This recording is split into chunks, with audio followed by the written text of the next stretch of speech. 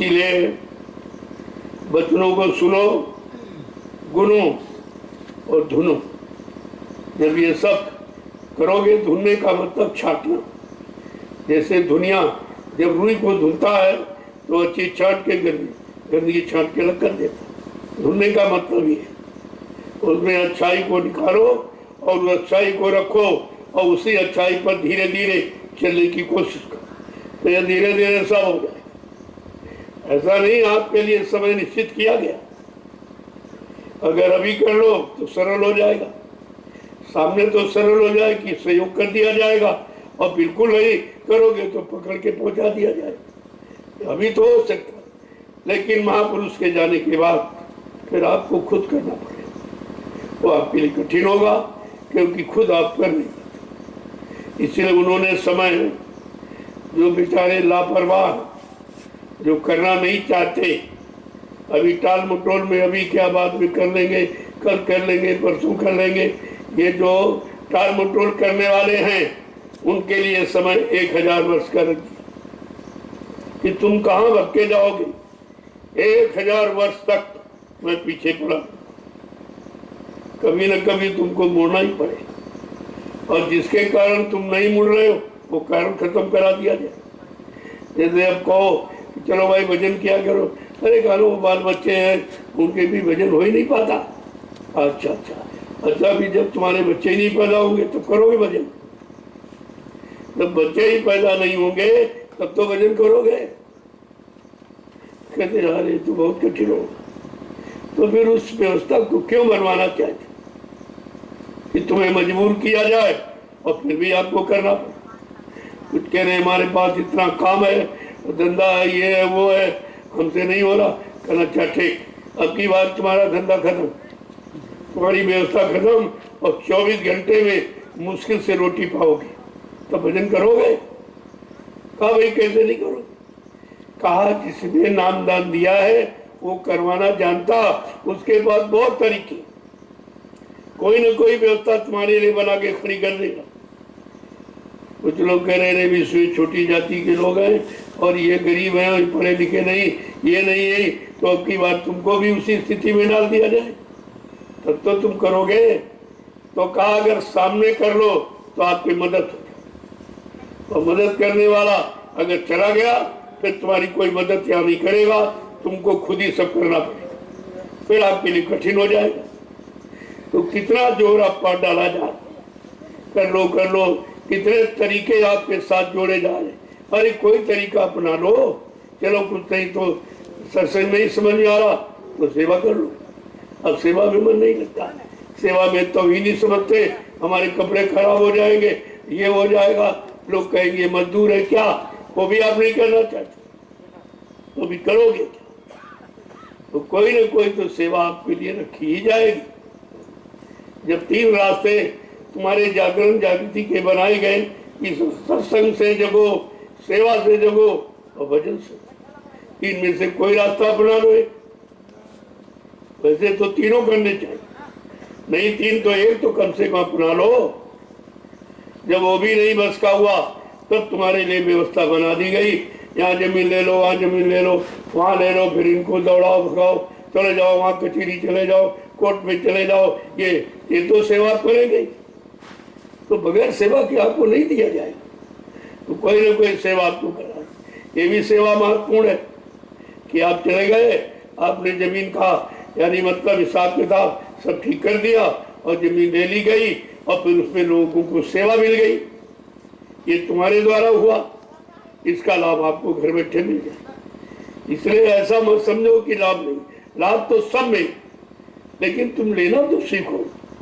ये तुम्हारे लिए सब व्यवस्था बनाई जा रही कि किसी न किसी तरीके से तुम सेवा में लग जाओ। कुछ नहीं भाई तो रात दिन व्यापार धंधा करते हो तो अपने धन की सेवा लगा दो, कोई बीघे 2 बीघे तुम्हारे धन से खरीद लिया जाए, वो तो उस पर जितनी लोग सेवा करेंगे या जिनको जिनको सेवा मिलेंगे और तुम्हारा उसमें हिस्सा मिल जाएगा, वो जमीन कहीं जाती नहीं है। यही तो ऐसी एक सेवा है जो कहीं जाती नहीं, ना कोई चुरा सकता, ना कोई ले जा सकता।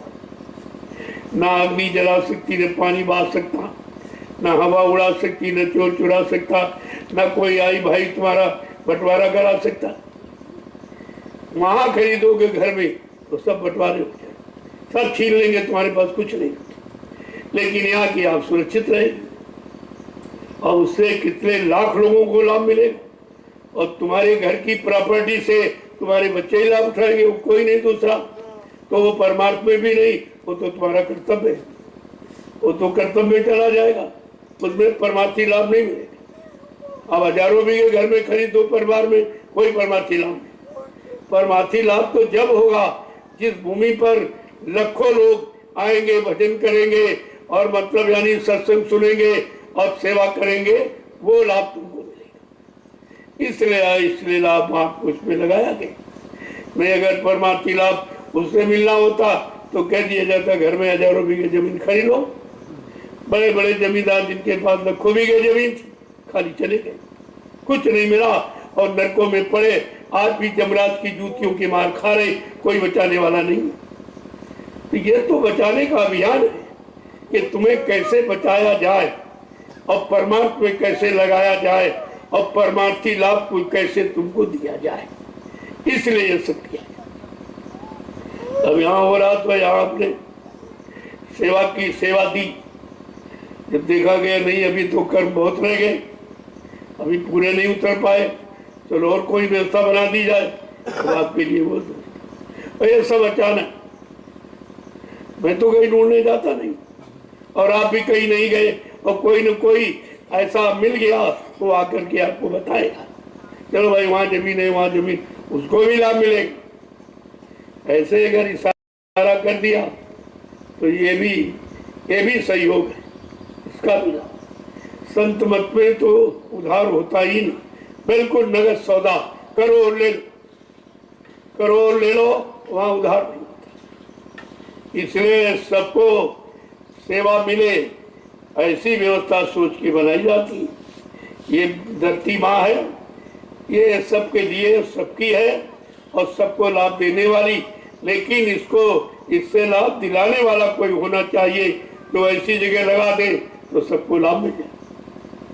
ऐसे लाभ तो आपको नहीं मिल पाता। अब ये सब प्रेमियों को लाभ, अगर मैं सेवा कर देता निश्चित, तभी बेचारे गरीब छूट जाते। इसलिए मैंने संख्या कोई नहीं, अपनी अपनी गाड़ी कमाई का सहयोग, ताकि तुमको सबको उसका लाभ मिल जाए।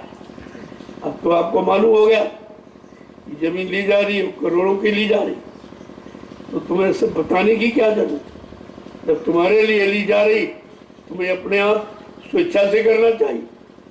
जो स्वेच्छा से किया जाता वो लाभ, जबरदस्ती कहने पर उसका आधा लाभ समाप्त हो जाता। तो आपको तो मालूम हो गया ली जा रही, और आप जब भाग दौड़ कर रहे हो तो तुम्हें खुद ही सोचना चाहिए कि हमको इसमें क्या करना। अरे चलो भाई, आपने सेवा नहीं तो अपना किराया भाड़ा लगा कर दौड़ रहे हो, ये भी तो सहयोग है। जो थोड़ा बहुत वहाँ पढ़ रहा लिखाई भकाई अपने जेब से दे दिया, आपका सहयोग हो गया। तो ऐसा नहीं, लाभ तो सबको मिल सकता, लेकिन जब लाभ पाने वाला काम करोगे तो। हमने सबको मौका दिया, गरीब अमीर सब, कोई नहीं बात। और भाई कुछ नहीं है तो अभी शरीर से सेवा करेंगे। वहाँ जमीन तो एक ऐसा परमार्थी सेवा का आधार जो, और दूसरा आधार उसके सामने कोई, उसके सामने भजन भी फेल है। क्योंकि जमीन से जब तक जमीन रहेगी पता नहीं कितने युग बीत जाएंगे और कितने लोग आएंगे, और वो सब बैठकर जो कुछ वहाँ करेंगे उसका हिस्सा आप में लग जाएगा। क्योंकि व्यवस्था आपने बनाई, ये बनाई व्यवस्था कितने यानी युगों तक चलेगी। ये छोटा मोटा परमार्थी काम आप नहीं कर रहे, बहुत बड़ा।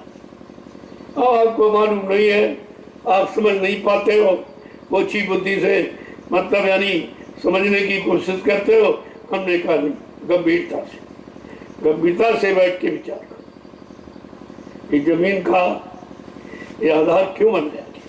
किसी ने नहीं रखा आज तक, यहाँ रखा गया क्योंकि यहाँ देखा गया कि तुम्हारे कर्मों का बोझा इतना ज्यादा है जो किसी तरह से अदा हो ही नहीं सकता। तो ऐसी कोई व्यवस्था बना दी जाए, तुम्हारे कर्मों का बोझा लाखों लोग आपस में बांट लेंगे, तुम्हारा बोझा कम हो जाएगा। ऐसे आपको कर्मों से रिहाई और छुट्टी दिलाई जा सकती। यहाँ जो भी होगा आपके ही, क्योंकि मैं तो अपने लिए कुछ करता ही नहीं। आप देखो, जो भी करता हूँ आपके लिए, और जो भी करूंगा संगत के लिए करूंगा। मेरा अपना कोई ये लक्ष्य नहीं, केवल है जीवों का काम। जो गंदगी उतारने का आदेश मिला है और किस तरह से उतरेगी वो व्यवस्था में बनानी है।